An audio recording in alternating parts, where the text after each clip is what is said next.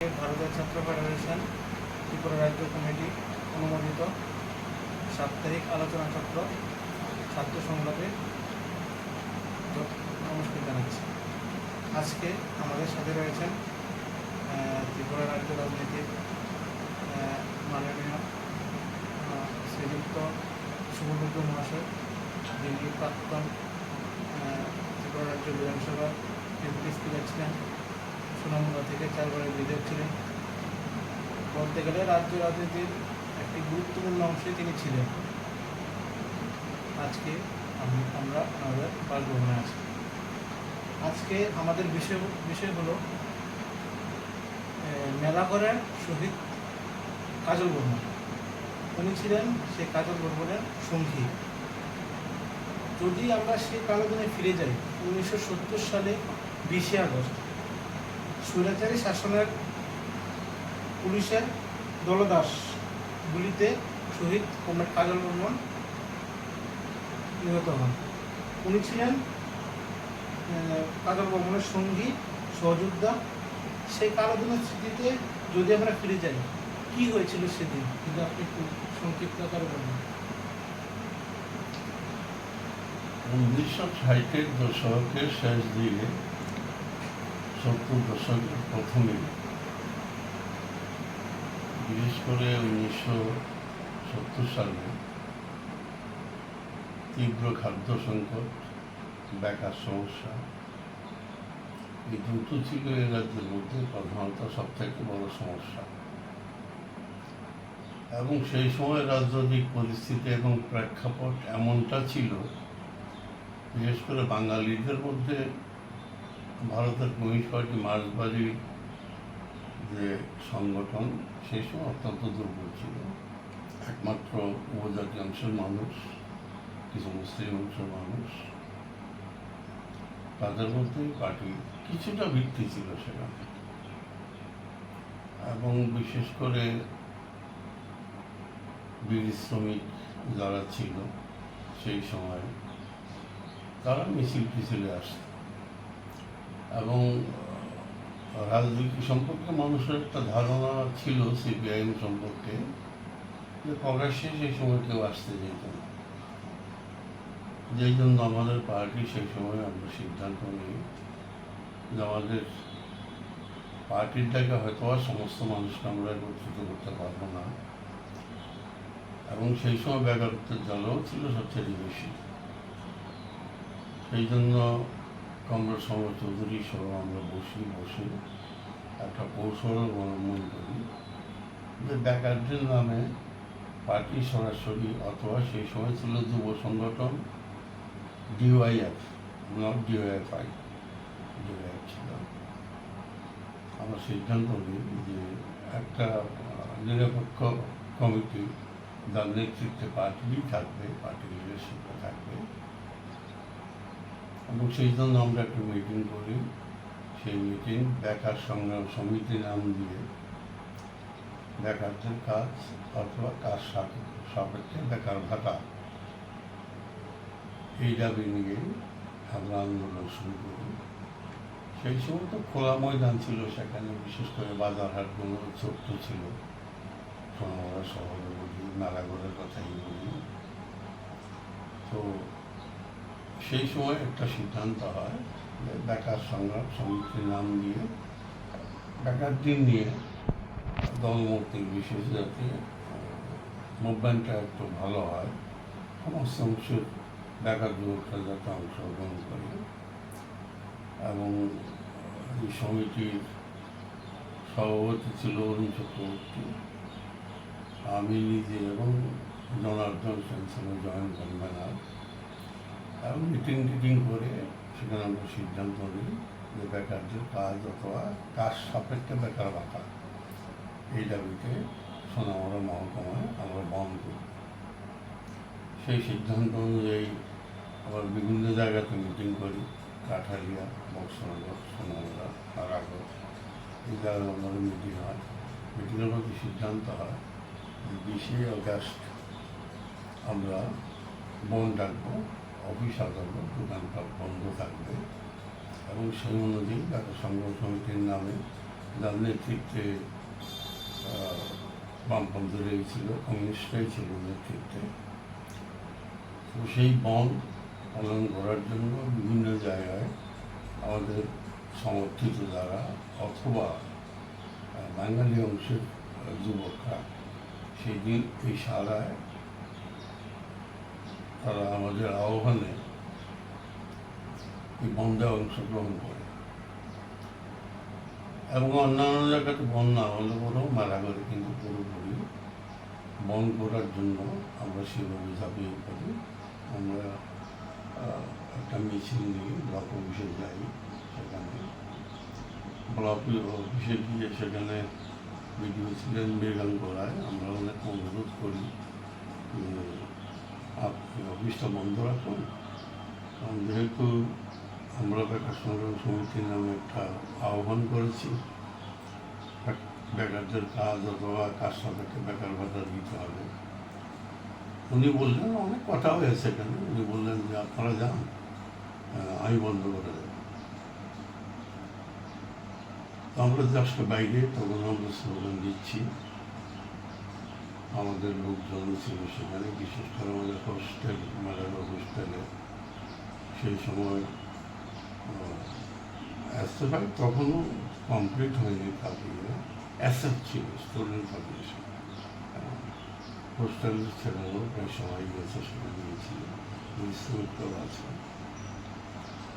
তোমরা বেরিয়ে জাস্ট ব্লকের জাস্ট সাইডে কাঁঠাল গাছের নিচে আমরা অপেক্ষা করছি কখন অফিস বন্ধ হবে। ইতিমধ্যে দেখলাম সমস্ত পুলিশদের ডেকে বিল্ডিংয়ের ভিতরে নিয়ে গেল, বিল্ডিং না ঠিক বড় একটা টিনের ঘর, আর ভিতরে নিয়ে ঢুকিয়ে গেল সমস্ত পুলিশদের যারা বাইরে ছিল সেখানে। আমরা স্লোগান দিচ্ছি, হঠাৎ করে ভিতর থেকে একটা জানালা খুলে মুহুর্মুর গুলি সেখানে শুরু হলো। সেই গুলিতে যেদিকে পারে সেদিকে দৌড়ে যাওয়ার চেষ্টা করে এবং কাজল বর্মন আমার ঠিক পেছনেই ছিল, কত বাচ্চা ছেলে শুধুমাত্র সেখানে। আমি তো যেহেতু নেভির থেকে আমি ট্রেনিং করে এসেছি, আর্মি ট্রেনিং করে এসেছি, আমার এই সমস্ত জিনিসগুলো জানা ছিল। আমি হঠাৎ করেই সরে যাই, সরে যাওয়ার পরে আমার পেছনে দাঁড়িয়ে থাকে কাজল বর্মনের মাথাতে সেই গুলিটা লাগে, সে পড়ে যায় এবং তারপর আমরা ওকে ধরাধরি করে সেখানে রক্তাক্ত অবস্থায় মাঠে নিয়ে আসি, মাঠ থেকে হসপিটালে তাকে পাঠানোর ব্যবস্থা করি এবং আমরা যারা ছিলাম সেই সময় সিনিয়র যুবক যারা কৃষ্ণপাল, আমাদের লিডারশিপ যারা ছিল, যুব লিডারশিপ, পার্টি লিডারশিপ বলা যায়, আমরা আবার সংগঠিত হয়ে ব্লকের দিকে যাওয়ার চেষ্টা করি এবং কিছু সংখ্যক যুবক এবং ছাত্ররা, হোস্টেলের ছেলেরা যেমন প্রমোদ বর্মন, রাজেন্দ্র বর্মন, তারা তাকে নিয়ে হসপিটালে চলে যায়। আমরা মাঠে আশেপাশেই সেখানে ছিলাম। তখন ত্রিপুরা রাজ্যের ওই পুলিশ ছিল, বিএনপি ছিল, বিহার মিলিটারি পুলিশ নাম বিএনপি, তারা সেখানে মাঠের দিকে উঠে আসতে শুরু করে। আমাদের পুরোনো একটা হোস্টেল ছিল, এখন যেখানে জিমটা আছে এটাই ছিল পুরোনো হোস্টেল। আমরা মোটামুটি সবাই দৌড়ে হোস্টেলে ঢুকে যাই, বিএনপিরা আসে, এসব হোস্টেলের দরজা টরজা ভাঙে, আমরাও প্রতিরোধ করার চেষ্টা করি, মোটর স্ট্যান্ড টোন দিয়ে সেখানে তারাও আহত হয়, আমাদের কয়েকজন আহত হয় এবং তারপর আমি জানালা ভেঙে যখন বেরিয়ে যাচ্ছি তখন আমার বেরিয়ে গিয়ে নিচে জাস্ট মেইন রোডের সাইডে এখন যে বাড়িগুলো আমাদের জাস্ট পার্টি অফিস যেটা আছে পাশের বাড়িটা লাভ দিয়ে দিয়েছি, সেখানে গোবরের মধ্যে পড়ে গেছি, আটা তুলতে পারিনি, তখন পেছন দিক থেকে মাথায় লাঠি বাড়ি মারে। তারপর আমার আর 2 দিন কোনো সাইন ছিল না। 2 দিন পর সেখানে সোনামুড়া থেকে সায়েন্স আসে জেলখানাতে, এর মধ্যে অসংখ্য ঘটনা ঘটে গেছে সেখানে। সারা মেলা করে কার্ফিউ জারি হলো সেখানে, পথচারীদের মারধর করলো সেখানে, ব্যবসায়ী নগেন্দ্র সাহা, গৌরাঙ্গ দাস, এই ধরনের প্রবীণের যারা কংগ্রেস তারা ছিল তারাও সেই সময় মার খেয়েছে। এবং মেলাঘাট মানুষ ক্ষুব্ধ হয়েছে এই ঘটনাতে। আমাদের মিছিলটা ছিল শান্তিপূর্ণ এবং ওই ধরনের লাঠিসুটো আমাদের হাতে ছিল না, এই জন্য মানুষ এটা প্রত্যক্ষ করেছে। এবং এটা বলা চলে ওই দিনে মেলাঘাটের মানুষ প্রায় সবাই রাস্তায় নেমে এসছে বিষয়টা। আমি পরে সেন্স হওয়ার পরে যা শুনেছি আর কি সেখানে। এবং তারপরে তার পরের দিন একুশে আগস্ট আমাদের সহকর্মীরা এই গাইডগুলি নিয়ে রুদ্রসাগর দিয়ে পেরিয়ে বর্তলি হয়ে এই গাইডগুলি নিয়ে সোনামুড়া পার্টি মিশে যায় এবং সেখানে হাজার হাজার মানুষ মিলিত হয়। এটা আমাদের বলা চলে যে আমাদের রাজনৈতিক সময়কালের মধ্যে এত মানুষের জমায়ে আমাদের পক্ষে এটা সারা ত্রিপুরা যেই গণতান্ত্রিক আন্দোলনের একটা টার্নিং পয়েন্ট 1970 সাল। এবং এই টার্নিং পয়েন্টের মধ্যে দিয়ে পরের দিন আমরা দেখলাম, তখন আমরা মিছিলের গর্জন জেলখানার থেকে শুনতে পেরেছি সেখানে। তখনও সবাই অ্যারেস্ট হয়নি। সেখানে রাজা বর্মন, প্রমোদ, আমি, গৌরাঙ্গ মানে একদিন পরে অ্যারেস্ট হয়েছে। এছাড়া অনেকেই অ্যারেস্ট হয়েছে সেখানে। আবার পরদিন শুনতে পাই সেখানে সোনামুড়ার থেকে হাজার হাজার লোক মিছিল করে মেলাঘর আসে এবং সেই মিছিলের উত্তাপ সারা ত্রিপুরায় যেই ছড়িয়ে পড়ে। এটা বলা চলে, আমি ব্যক্তিগতভাবে এটা মনে করি যে এটা একটা ত্রিপুরা রাজ্যের বামফ্রন্ট ক্ষমতাতে আসার একটা বড় ইঙ্গিত সেই সময় পাওয়া গিয়েছিল। তারপর তো তার দাওয়া টাওয়া হয় এখানে খেলার মাঠের পাশে, তার দাওয়া টাওয়া হয়। এবং সেই সময় বলা চলে যে 6 ফেব্রুয়ারি কমিটি ছিল। 6 ফেব্রুয়ারি কমিটি আমাদের সাথে 3 দিন পর দেখা করতে আসে। অজয় বিশ্বাস, মানিক সরকার, তারা আসে ঘটনা বলবেন, দেখা সাক্ষাৎ করে আমাদের সাথে সেখানে। প্রায় 1-1.5 মাস পরে সম্ভবত আমরা জামিনে বেরোই সেখানে। তো এটা বলা চলে যে 20 আগস্ট 1970 সাল এটা আমাদের পার্টি করার ক্ষেত্রে এটা যুব ফেডারেশন হোক, ছাত্র ফেডারেশন হোক অথবা মার্চবাড়ি কমিউনিস্ট পার্টি হোক, এটাকে শক্তিশালী করার ক্ষেত্রে ওই দিনকার যে মুভমেন্ট, ওই দিনকার যে আন্দোলন, এই আন্দোলন আমাদের গণসংগঠনকে শক্তিশালী করার ক্ষেত্রে, পার্টিকে শক্তিশালী করার ক্ষেত্রে একটা অনন্য ভূমিকা সেদিন পালন করেছিল এই মুভমেন্ট। সেই দিক থেকে বলা চলে যে আমাদের এই মহকুমা তো শুধু উপজাতি অংশের মানুষ নয়, এবং সেই সময় থেকে বাঙালি অংশের মানুষ যারা বিশেষ করে বাঙালি অংশের মানুষ কংগ্রেসের সাথেই ছিল সম্পর্কটা সবচেয়ে বেশি আমাদের এখানে। বিশেষ করে এসসি কমিউনিটি ম্যাক্সিমামটাই কংগ্রেসের সাথে ছিল। এই মুভমেন্টের পরেই আমরা ধীরে ধীরে ধীরে যে আমাদের ছাত্র আন্দোলনের মধ্যে দিয়ে, যুব আন্দোলনের মধ্যে দিয়ে এই মহকুমাকে আমাদের বিভিন্ন গণসংগঠন এবং পার্টি এটার ভিত্তিপ্রস্তর আরও শক্তভাবে সেখানে স্থাপিত হয় সেখানে। তো সেই জন্যই বলা চলে যে এটা অনেকেই মনে করে যে 69-এ উদয়পুরের খাদ্য আন্দোলন এবং 70-এ মালাঘরের বেকারদের কাজ অথবা কাজ সাপেক্ষে বেকারতার আন্দোলন, এটা বামফ্রন্টের ক্ষমতায় আনার একটা টার্নিং পয়েন্ট, এটা বলা চলে সেটা।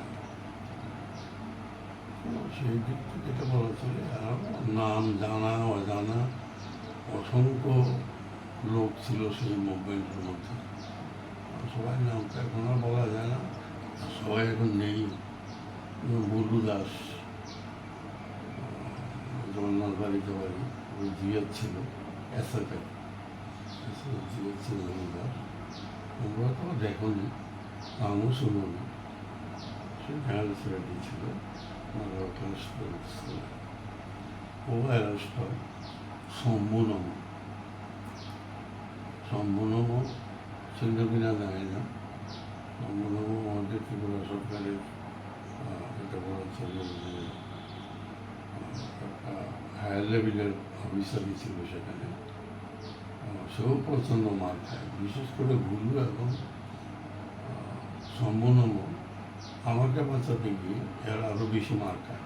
আমাকে যখন মারছে ওরা আমার উপরেই পড়ে, কাগজের বডি আমার থেকে আরও ভালো বডি ছিল সেখানে, এই জন্য ওরাও প্রচণ্ড মার খায়।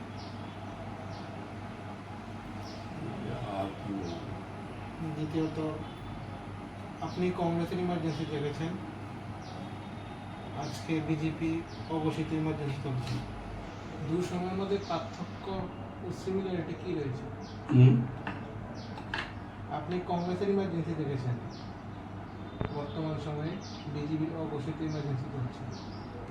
অঘোষিত ইমার্জেন্সি এটা বলা চলে যে ৭৫ সালের যে ইমার্জেন্সি ছিল সেই ইমার্জেন্সির টাইপ ছিল একরকম, যদিও সেখানে প্রচুর অ্যারেস্ট হয়েছে। আমার জন্য মিসাল ওয়ারেন্ট ছিল, আমার নামও ছিল, আমি একমাত্র ব্যক্তি যাকে ধরতে পারেনি পুলিশ। তো সেই সময়ে কাজ করার স্বাধীনতা না থাকলেও যেভাবে কাজ করা গেছে আর কি আন্ডারগ্রাউন্ডে, এখন তো বলা চলে যে বিজেপির এই শাসনে সরাসরি কাজ করাটাই একটা মুশকিল হয়ে গেছে। এবং এটা বলা চলে যে 14 সালের পর থেকে 2014-এর পর থেকেই বিজেপি কেন্দ্রে ক্ষমতায় এসছে এবং এই রাজ্যেও তবে 18 নির্বাচনের ক্ষমতায় এসছে। এবং ক্ষমতায় আসার পরে বিজেপির যা ভূমিকা এখন, বিশেষ করে গণতন্ত্রকে রক্ষা করা অথবা মানুষের বাক স্বাধীনতা অথবা মানুষের জনকল্যাণমূলক যে সমস্ত কাজকর্মগুলো আছে এগুলো করার ক্ষেত্রে তাদের সেই ধরনের উদ্যোগ দেখা যায় না।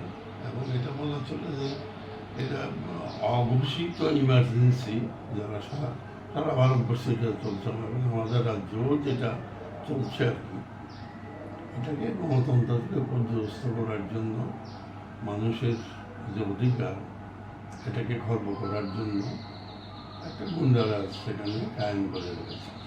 এখানে মানুষের কথা বলার অধিকার খুব কম। তো আমার যেটা মনে হয় যেগুলোকে ওভারকাম করা যায়,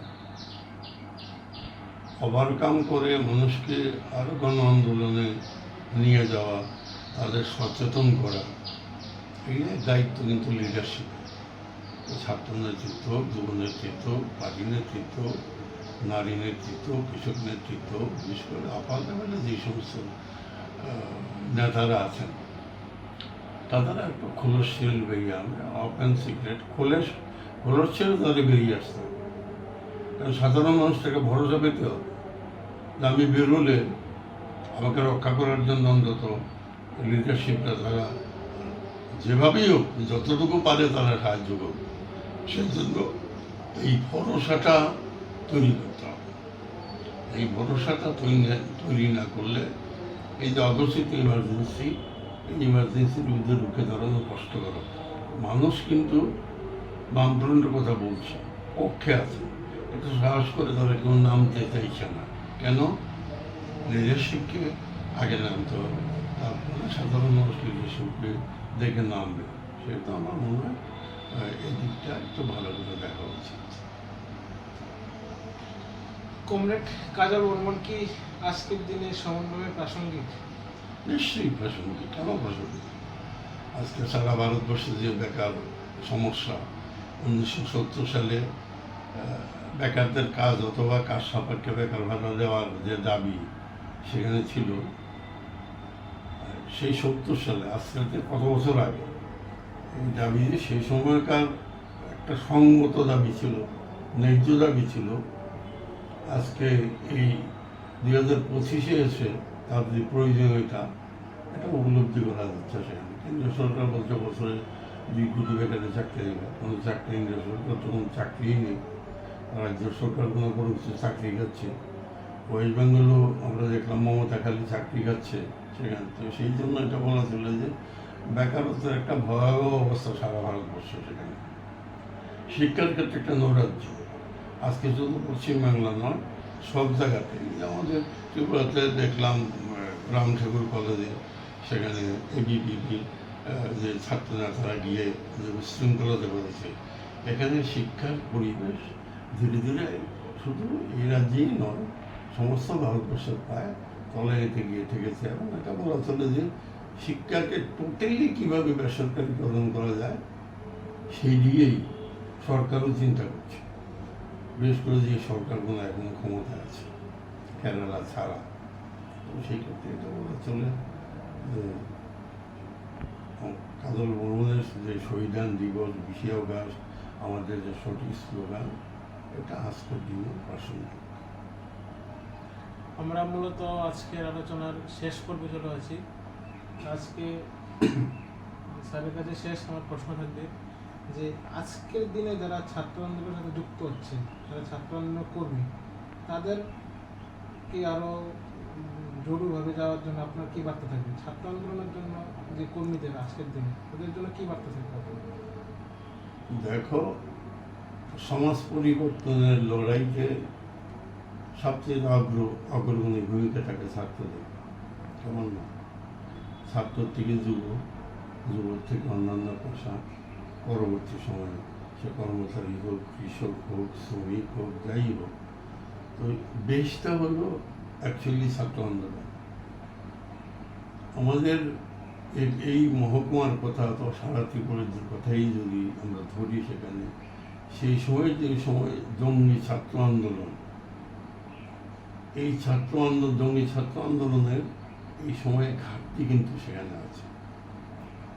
এই ঘাটতিটা পূরণ করতে হলে পরে স্বাভাবিকভাবে ছাত্রদের মধ্যে, অন্তত ছাত্র রাজনীতিরা তার দৈনন্দিন যে সমস্যাগুলো আছে, স্কুল, কলেজ, ইউনিভার্সিটি পড়াশোনা করার ক্ষেত্রে তার শিক্ষকের সমস্যা, প্রফেসরের সমস্যা, প্রিন্সিপাল নেই, হেডমাস্টার নেই, তার বই পুস্তকের ব্যাপার, তার টিউশনের ব্যাপার, তার মিড ডে মিলের ব্যাপার, যেগুলো বামফ্রন্ট করে দিয়ে গিয়েছিল, এখন কিন্তু সেগুলো সেভাবে আর নাই। তো সেই ক্ষেত্রে বলা চলে যে প্রতিনিয়ত ছাত্রদের সমস্যাগুলো কি, এই সমস্যাগুলো ছাত্রদের কাছে সেখানে নিয়ে যেতে হবে।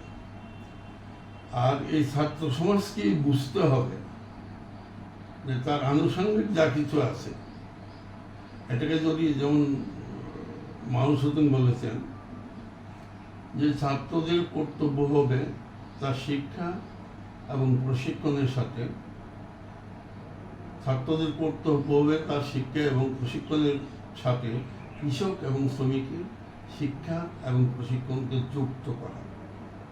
তা না হলে ভবিষ্যতে আদর্শ সমাজের কথা ভাবা যায়। আজকে যে ছাত্র হচ্ছে কালকে কৃষক হতে পারে, আজকে যে ছাত্র কালকে সে শ্রমিক হতে পারে, আজকে যে ছাত্র সে কালকে কর্মচারী হতে পারে। সেটি তাদের যে আন্দোলন, কৃষকের আন্দোলন, শ্রমিকের আন্দোলন, নারীর আন্দোলন, যুবদের আন্দোলন, এই আন্দোলনগুলোর সাথে ছাত্রদের আন্দোলনকে যদি আমরা সম্পৃক্ত করতে না পারি, তাহলে কিন্তু এটা একটা কথার কথা থেকে যাবে। সেই জন্য আমার বার্তা থাকবে সেখানে এই নবপ্রজন্মের ছাত্র আন্দোলনের নেতৃত্ব, তারা প্রতিটা ক্ষেত্রে ছাত্রদের কি সমস্যা আছে অথবা অন্যদের কি সমস্যা আছে, এই সমস্যাগুলো নিয়ে বিভিন্ন রকম মুভমেন্টে তাদের অংশগ্রহণ করানো। খালি ছাত্র আন্দোলন না, কারণ আগে এটা ছিল একটা সময়, সেখানে বুদ্ধরা বলতো ছাত্রানা অধ্যয়ন তপ ইত্যাদি ইত্যাদি, সেই যুগ কিন্তু পেরিয়ে গেছে। এখন ছাত্ররা সমস্ত বিশ্ব নিয়ে কথা বলে, শিক্ষা নিয়ে কথা বলে, শ্রমিকের সমস্যা নিয়ে কথা বলে, কৃষকের সমস্যা নিয়ে কথা বলে, ফসলের দাম নিয়ে তারা কথা বলে। যেহেতু সামগ্রিকভাবে ছাত্র আন্দোলন সেইভাবে গড়ে তোলে, শ্রমিক কৃষক আন্দোলনের দিকে যাতে উত্তরোত্তর ভবিষ্যতে তারা অগ্রসর হতে পারে, সেই রকম রাজনৈতিক শিক্ষায় তাদের শিক্ষিত করে তুলতে হবে। এই জন্য আন্দোলনের পাশাপাশি রাজনৈতিক প্রেক্ষাপট, তার বিচার বিশ্লেষণ, পত্রপত্রিকা, বইপত্র পড়া, এখন তো বইপত্র পড়া প্রায় বন্ধুই বলা চলে, খালি টেক্সট বুক ছাড়া আর কোনো কিছুই পড়ে না। যেহেতু পৃথিবীকে জানতে হলে, বিশ্বকে জানতে হলে, দেশকে জানতে হলে, রাজ্যকে জানতে হলে বিভিন্ন ধরনের পত্রপত্রিকা পড়তে হবে। সেখানে যেমন অনুসন্ধানমূলক কোথায় কী সমস্যা আছে এই বইগুলো কালেকশন করে পড়তে হবে। তাহলে আমার মনে হয় ছাত্র আন্দোলন একটা দুর্বল গতিতে এগিয়ে যেতে পারবে। কারণ ছাত্র আন্দোলন ছাড়া এই ভারতবর্ষের তথা সমগ্র পৃথিবীর পরিবর্তন কিছুতেই সম্ভব না। ছাত্র থেকে আমি আগেই বলেছি, ছাত্র থেকে যুবক থেকে অন্যান্য দিকে কর্মক্ষেত্রে তার যাওয়া ভবিষ্যৎ পথ নিদর্শন। তো সেহেতু ছাত্র আন্দোলনকে সেভাবে দুর্বল গতিতে এগিয়ে নিয়ে যেতে হবে। আপনাকে অসংখ্য অসংখ্য ধন্যবাদ। আজকে আপনার মূল্যবান সময় বের করে আমাদেরকে সময় দিয়েছেন। আপনার মূল্যবান বক্তব্য সারা ত্রিপুরা যে সকল ছাত্রছাত্রীরা আছে, বুদ্ধিজীবীরা এদের সবাই জানবে কীভাবে ছাত্র আন্দোলনকে এগিয়ে নেওয়ার জন্য। তারপর আচল বর্মনের সাথে আপনার যে ইতিহাস, এটা সবাই আজকের পর থেকে বা আগামীতে নতুন প্রজন্মের কাছে এটা তুলে ধরবো। অসংখ্য অসংখ্য ধন্যবাদ। আমিও বলবো, তোমরা ছাত্র, যুব, সকালবেলা 8-9টা সূর্যের মতন তোমাদের উপর আশা রাখি, ভবিষ্যৎ তোমার